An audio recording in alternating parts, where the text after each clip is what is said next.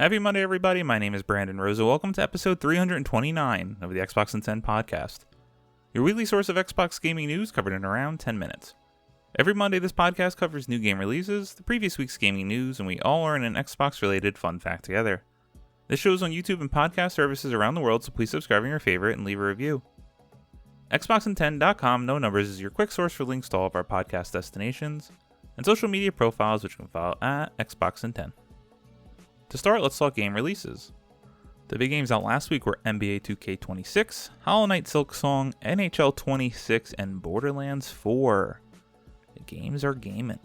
The games coming out this week include Broken Lore Low, LEGO Voyagers, Goat Out of Hell, Creepy Redneck Dinosaur Mansion 3. Say that again, Creepy Redneck Dinosaur Mansion 3. I want to go check out what that is.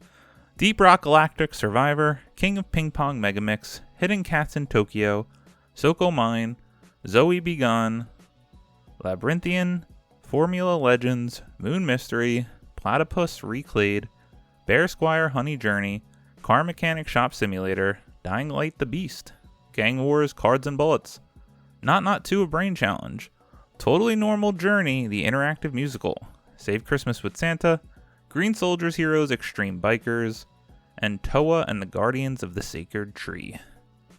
Now on to this week's biggest news stories, and we have 6 to cover this week. Number 1. Xbox Series X and S will get 14 new games from September's Nintendo Direct. Lee Brady at True Achievements writes, there were new games revealed throughout the Nintendo Direct for September 2025. There were 14 games confirmed to be hitting Xbox Series X and S, and we've got a bunch more than that could hit the console later on. The latest Nintendo Direct aired on Friday, September 12th, 2025, the focus which was largely on first-party Super Mario and Pokemon games exclusively for Nintendo Switch consoles. That said, there was plenty for Xbox Series X and X owners to look forward to at the showcase. Below, we'll point out the 14 new Series X and S games announced during the showcase. These are the games that are confirmed for Microsoft's platform, but it's worth pointing out that more might get confirmed later, plus titles like 2 Point Museum, Linked Banner of the Spark, and the Resident Evil Village, all of which were revealed for Switch 2 during the Direct, can be played right now on your Xbox.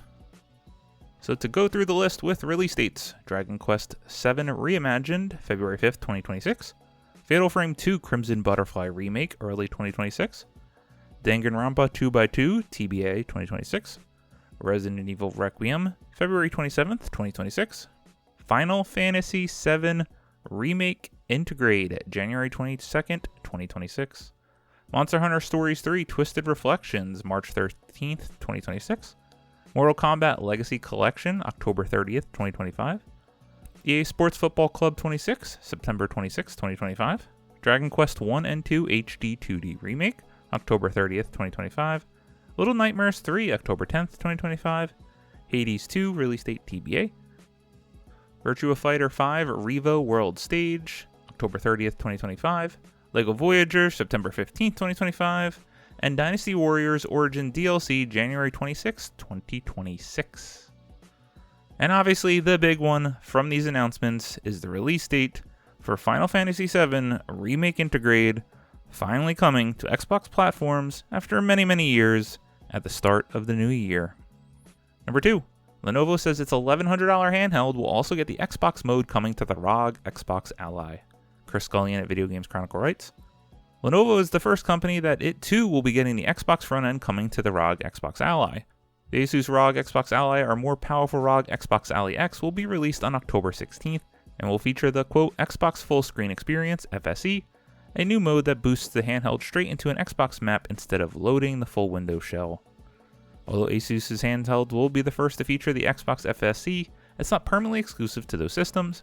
Xbox will be rolling it out to other devices, including the original Asus ROG Ally and Ally X over time. The Lenovo Legion Go Gen 2 will also be released this October and boasts an 8.8-inch OLED screen, 144Hz refresh rate, removable controllers, and a similar AMD Ryzen processor to the ROG Xbox Ally and Xbox Ally X.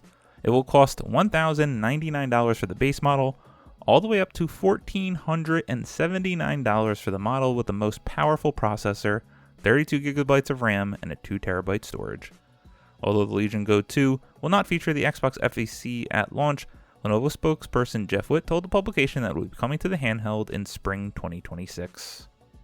Another big Xbox, let's call it second party handheld, coming with their new full screen experience. This thing looks awesome. I wish I had the money to pay for it because the specs seem incredible, but no, this will not be on my radar. Number 3, Xbox announces Tokyo Game Show 2025 broadcast featuring Japan-inspired content. Ben Carey at Pure Xbox writes, Microsoft has officially announced the Xbox Tokyo Game Show 2025 showcase, which will be broadcast around the globe later this month. The event will feature titles from our creative teams, alongside exciting updates from our partners in Japan, across Asia, and around the world. Thursday, September 25th at 6 a.m. Eastern will be the time for the Xbox Tokyo Game Show 2025 event. Microsoft's announcement post, which comes via Xbox Wire, also includes some interesting hints at what else we could see during the show. Quote, we know players around the world delight in Japan-inspired content and games developed in Asia, and we can't wait to connect with players across the globe to show off the incredible talent and creativity behind upcoming games coming to Xbox, end quote. While Forza Horizon 6 hasn't officially been confirmed just yet, what has been confirmed are a couple of Xbox products that will be available for folks who attend the event in person. Hands-on sessions for Ninja Gaiden 4 and the ROG Xbox Ally will be present much like they were at Gamescom 2025 last month. Yes, that's the big one we're all thinking and hoping for.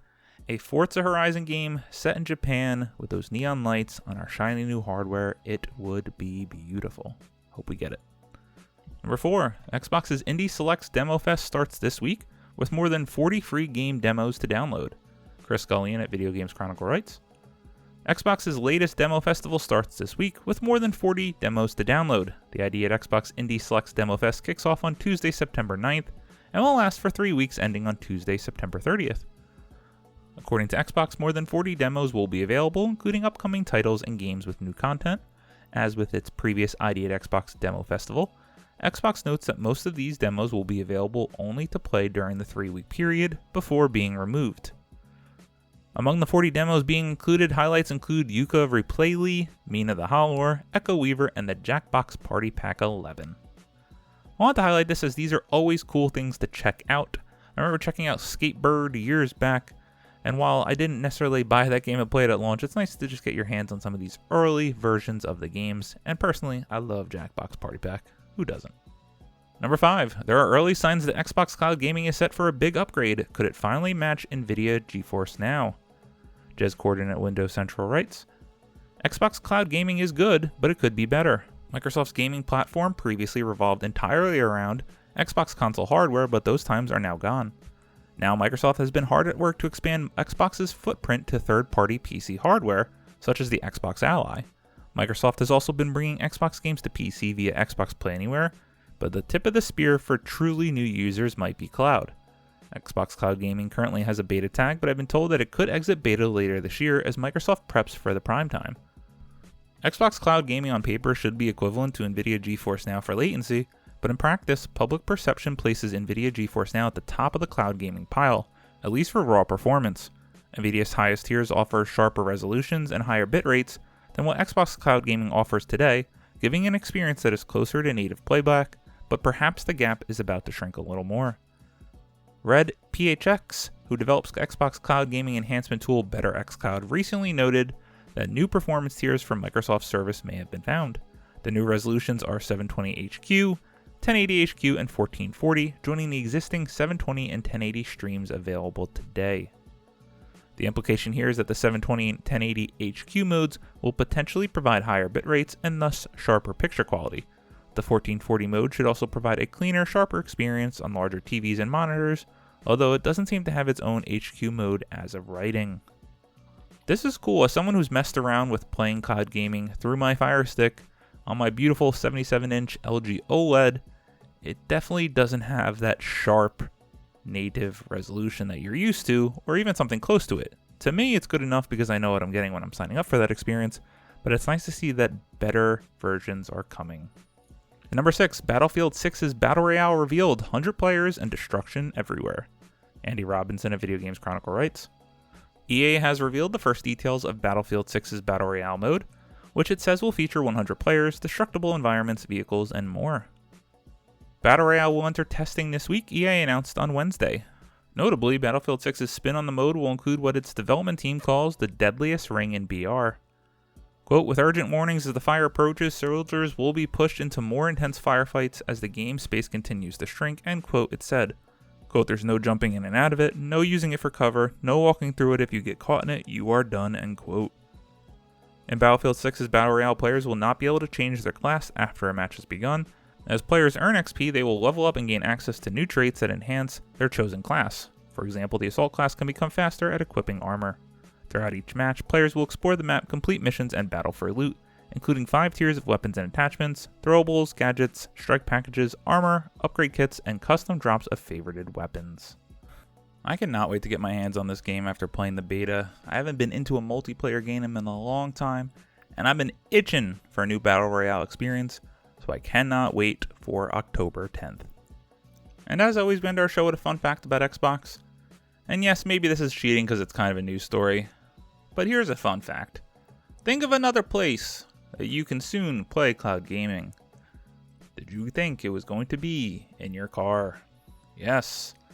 Another Xbox is one that goes vroom, as is their marketing via the Korean publication The Chosen LLBO, where LG demonstrated the feature during a tech briefing at the International Motor Show in Germany this week, where it showed Xbox games being played on a rear seat screen installed in an actual car.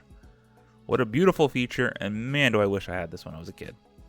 Thank you all for listening to the Xbox in 10 podcast, your weekly source of Xbox gaming news covered in around 10 minutes. If you like the show, please subscribe on your favorite podcast service. Share with your friends, leave a review, and follow on all social media at Xbox in 10. This past week, the only thing I got my hands on was some hours of the finals, and that game rules. Go play that game if you haven't already. My name is Brandon Rose. You can follow me on Xbox at Brosa93. Hope you have a great week, stay safe, and keep on gaming.